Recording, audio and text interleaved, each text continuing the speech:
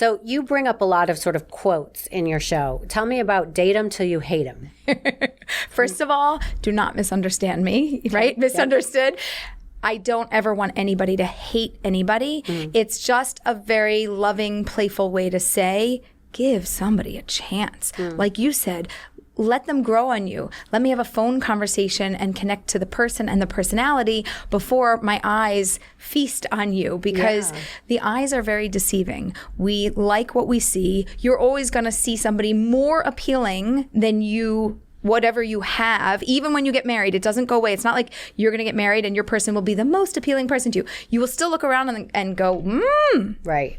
hot. He's just hot. You know, you're just to tell you, that's not gonna go away. Yeah. But the value in the person that you have exponentially goes up. And it always increases, and you go, wow, loving, supportive, caring, kind partner. This person is by my side. They get me. They know me. They love me. I love them. We've built so much together. Wow. And that, there's nothing more appealing than that. And they're like a witness to your life. I love that concept kind of. My issue is that I will go out on one date with somebody, and if it isn't like sparks and I feel like I've known them forever, I'm like, forget it. I'm not giving them a second chance. I'm like a total shredder of men, you know, and I'm not fair. It's really. Are you willing to change that? I am Can we work on that? Yes, I would love to work on that with you. But that's definitely my issue, that I feel like there's no need for a second date. So I loved learning from your show that I really need to give people a chance, because of course, how would I know them after 2 hours? That's just and maybe for you, starting on the phone or with texting is a good thing,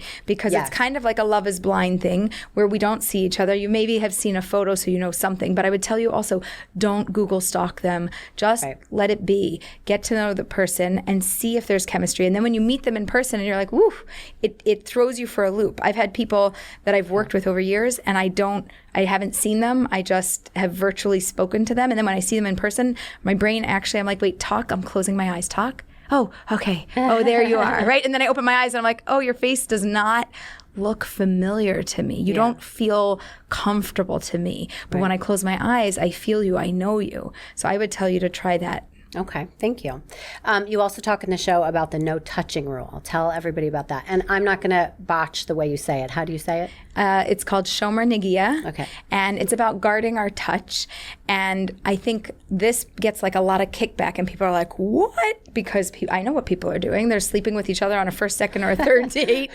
And that's just what's happening in the world. Yeah. So I introduce this as a challenge to anybody and to the entire world, and I will challenge you also. You can decide to take it or not. Try dating somebody and tell them, I'm following Aleeza's cockamamie crazy little thing, and we're not going to touch for 5 dates. If we still choose to date each other after 5 dates, whatever happens, Aleeza looks away. But try dating and don't touch each other for 5 dates. Number 1, if you like them, you'll still like them after 5 dates. If you restrain and hold yourself back, what happens?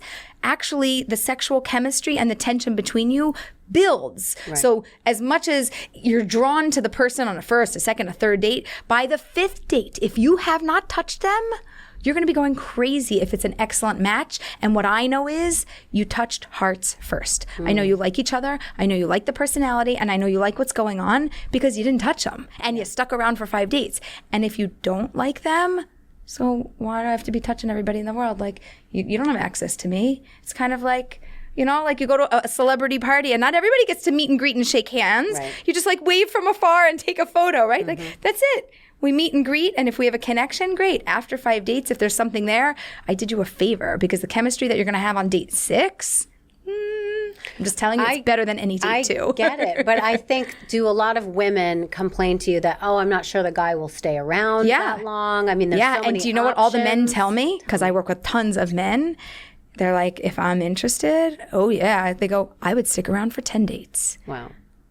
10 dates. They would stay around for any amount of time. If you don't want to do 5 dates, try 3. If you can't handle 3, try 2.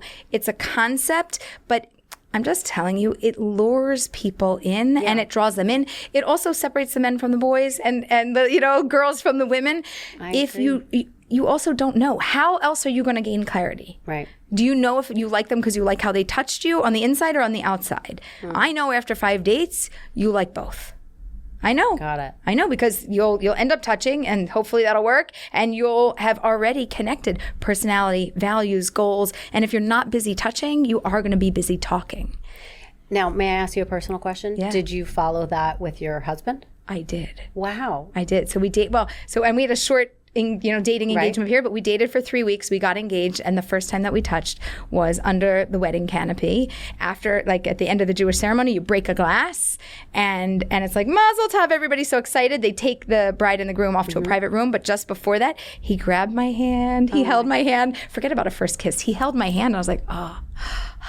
Wow. It was a moment. Imagine marrying somebody that you never touched. Everybody, try it before you buy it. No, wow, that's amazing.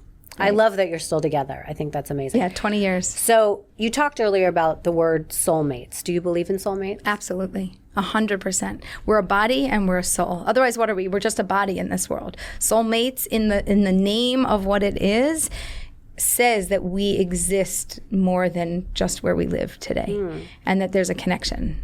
Now, do you think everyone only has one, and if they've missed out on this one, it's all over? So tell me about that. So you can only have one soulmate at a time. Okay. But as long as, like, when you get married, that's your soulmate. In that minute that you decide that you're going to get married, this is your person. You go through the whole ceremony, the end of the ceremony, that is your person, that is your soulmate. Before then, they're just a potential soulmate. So if you're dating somebody, you're like, this is my soulmate, we're going to get married. No, actually, the proper language is that it's your potential soulmate. You choose to get married. In that moment, it is your soulmate.